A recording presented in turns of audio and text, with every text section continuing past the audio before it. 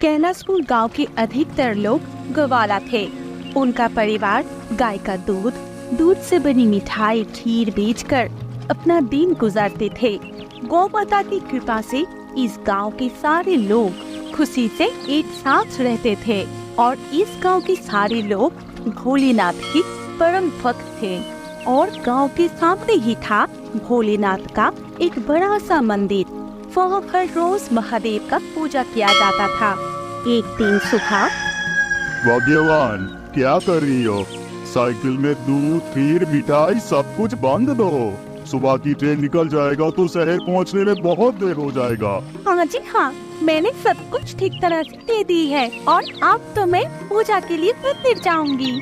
हाँ सुनो, मैं रात को लौट के हम एक साथ बहुत सारे मिठाई बनाएंगे। शहर में हमारे गांव के मिठाई सभी बहुत पसंद कर रहे हैं। ठीक है, अब मैं चलता हूँ।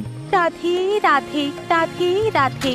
इस गांव के अधिकतर लोग सुबह की ट्रेन से शहर में जाके दूध से बनी मिठाई खीर दही बेचते थे और रात में शहर से लौट के फिर से मिठाइयाँ बनाते थे। ऐसे ही दिन बीतते गए, लेकिन एक दिन अचानक इस गांव के ऊपर एक चुड़ैल की नजर पड़ी। गांव के दक्षिणी दिशा में एक पेड़ पर बैठे वो चुड़ैल सबके ऊपर नजर रख रही थी। इस गांव की दूध दही मिठाई का बहुत नाम सुन रहा हूँ, फिर तो मुझे भी एक बार इस गांव के गायों की दूध चखना पड़ेगा। शमशान का सड़ा हुआ मन खाते खाते मेरा मुंह सड़ गया है। अब मुझे पौष्टिक खाना चाहिए। अब मैं इस गायों की दूध पी के मन की प्यास बुझाऊंगी। चुड़ैल जो सोची वही की। रात गहरी होते ही वो चुड़ैल गांव के अंदर आई और सबसे पहले वो निताई की गौशाला में जाती है। उस वक्त निताई की 2 गाय सो रही थी। कितनी सुंदर मोटा ताजा गाय है, इसे देख के ही मेरे मुंह में पानी आ रहा है। लगता है दूध भी स्वादिष्ट होगा। मैं चिमड़ कर 2 गायों की दूध पीऊंगी। फिर वो चुड़ैल अपने मुंह लगा के गायों की दूध पीने लगी।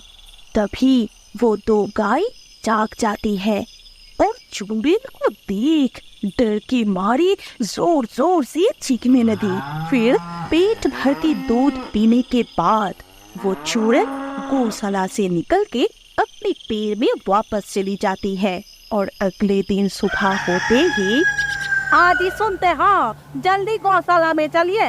अगर तुम बछड़े को नहीं पकड़ोगे तो मैं दूध कैसे निकालूंगी? कब का सुबह हो चुका है, अभी तक मेरी बेटी भूखी है। तुम इतना देर क्यों कर रहे हो? चलो ना जी।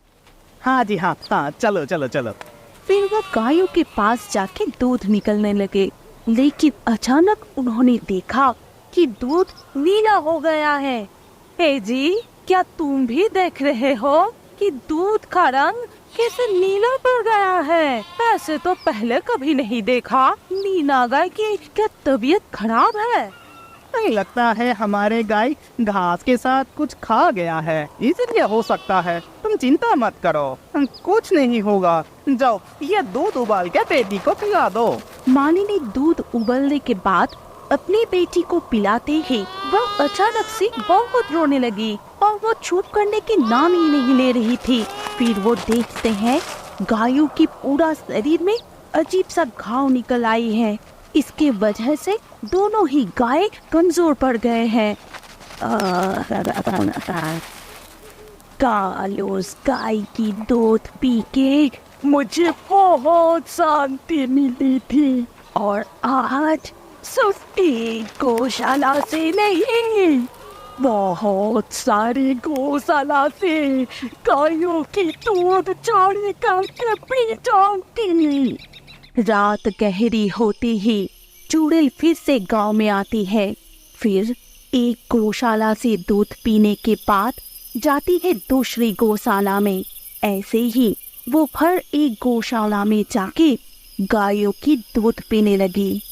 वो चूड़न जिस गायों की दूध पीती है वो सारी गाय अगले दिन से ही नीला दूध यानी जहरीली दूध देने लगी और गायों की वो जहरीली दूध पीते ही गांव के सारे लोग बीमार पड़ गए, लेकिन वो कुछ समझ नहीं पाए। ये कैसे मुसीबत आ खड़ा है? आज तक ऐसी घटना कभी नहीं घटा है। हमारा गांव के गायों को ये कैसे बीमारी हो गई? सभी गाय एक साथ ऐसी नीला दूध क्यों दे रहा है? और उसी दूध पी के गाँव वालों का तबीयत भी खराब हो रहा है और गांव के कोई भी डॉक्टर इस बीमारी का इलाज भी नहीं कर पा रहा है। तू ठीक कहा रामू, ये दूध ही हमारा सहारा है। अगर गांव के सारे गाय ऐसे नीला दूध देंगे तो हमारा कारोबार तो डूब जाएगा। चलो एक काम करते हैं, सरपंच को बोल के शहर से कोई अच्छे डॉक्टर को बुलाने का इंतजाम करते हैं। शायद वही हमारे गायों को ठीक कर पाएंगे। ये कहते हुए वो सब वहाँ से चले गए, लेकिन पेड़ों की टहनी पर बैठे चुड़ैल उनकी सारी बातें सुनती है। फिर कहती है, शहर के बड़े डॉक्टर भी इस बीमारी का कारण पकड़ नहीं पाएगा। इतने दिनों तक मैं सिर्फ गायों की दूध चोरी करके पी रही थी, लेकिन आज से एक जिंदा गाय होगा मेरी रात की खाना। पहले तो मैं गाय की दूध पीऊंगी, फिर उसकी मांस चबा चबा के मेरी पेट भरूंगी। और वैसे ही रात होते ही चुड़ैल गांव में घुस के रामू की गौशाला से एक गाय चोरी करके ले जाती है और अपने पैर में बैठे पैर झुलाते हुए गाय को चबा चबा के खाती रही।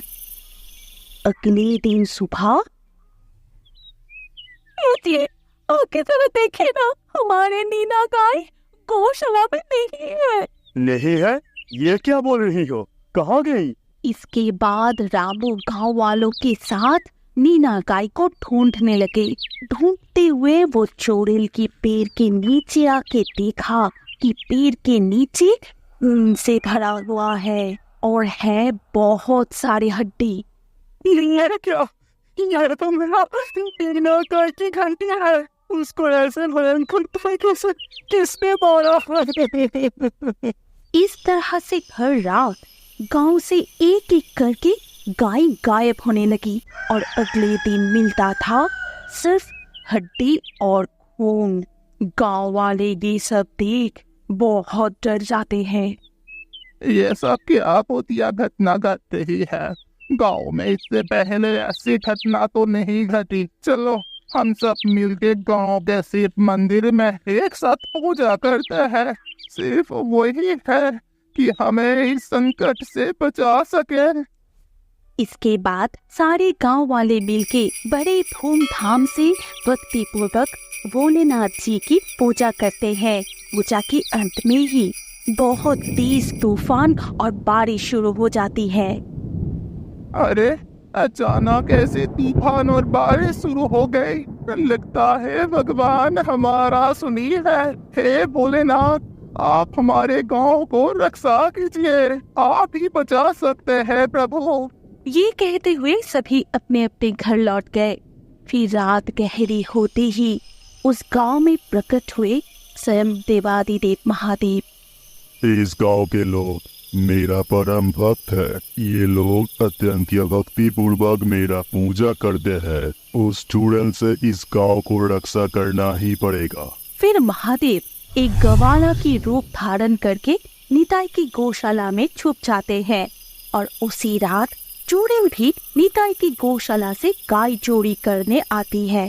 जैसे ही चुड़ैल एक गाय चोरी करने जाती है, ठीक उसी वक्त गवाला चुड़ैल की हाथ पकड़ लेता है। फिर ये कौन है और इस वक्त गौशाला में क्या कर रहा है? ताकि जैसे ही गवाला की गला दबा के उसको मारने जाती है, तभी वो गवाला देवादिदेव महादेव का रूप धारण करते हैं। चुड़ैल, तेरी इतनी साहस, तू ऐसे मासूम जानवरों के ऊपर अत्याचार कर रही है। आज तुझे ऐसा सबक सिखाऊंगा कि हमेशा याद रखेगा। तभी महादेव अपने त्रिशूल हाथ में लिए चुड़ैल की पीछा करने लगते हैं। मुझे छोड़ दीजिए देवादिदेव महादेव, गलती हो गई, मैं फिर कभी ऐसी गलती नहीं करूंगी, मैं फिर कभी इस गांव की आसपास भी नहीं तकूंगी। वो चुड़ैल गांव से भाग के फिर से शमशान में चली जाती है। उसी रात महादेव निताई के सपने में आते हैं और कहते हैं, जागो निताई, आज से ये गांव सुरक्षित है। जाके देखो, गांव के सारे गाय ठीक हो गई है। और सुनो, इस गांव के सारे गायों की रक्षा मैं करूंगा। अगर किसी गाय का बच्चा जन्म लिया तो उस गाय का पहला दूध मुझे अर्पण करना, और मेरा आशीर्वाद इस गांव के ऊपर हमेशा रहेगा। सूरज की पहली किरण निकलने से पहले इस तरह की सपने देख वो जाग जाता है और सुबह होते ही सपने के बारे में गांव वालों को बताता है। इसके बाद से गांव में कोई भी नया बछड़ा जन्म लेते ही उस माँ गाय की पहली दूध महादेव को अर्पण करते हैं।